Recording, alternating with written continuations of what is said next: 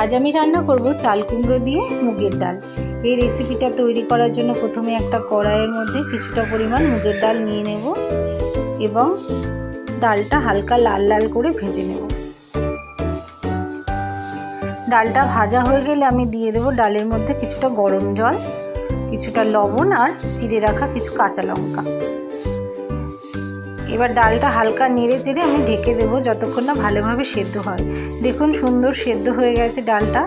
এবার ডালটা হাতা দিয়ে ভালোভাবে ঘুরিয়ে ঘুরিয়ে আমি ঘেটে নেব। যখন ভালোভাবে ঘাটা হয়ে যাবে তারপর আমি দিয়ে দেবো ডালের মধ্যে পরিমাণ মতো গরম জল। গরম জল দেওয়ার পর যখন ডালটা ফুটে উঠবে তারপর ডালের মধ্যে দিয়ে দেব কিছুটা লবণ ও হলুদ।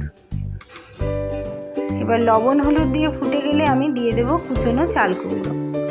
চাল কুমড়ো দিয়ে যখন ভালোভাবে ফুটে চাল কুমড়োগুলো সেদ্ধ হয়ে যাবে তখন নামিয়ে রেখে আমি কড়াইয়ের মধ্যে কিছুটা তেল, শুকনো লঙ্কা ও জিরে ফোড়ন দিয়ে দেব। ফোড়নটা ভাজা হয়ে গেলে আমি এবার ডালটা সম্বার দিয়ে দেব।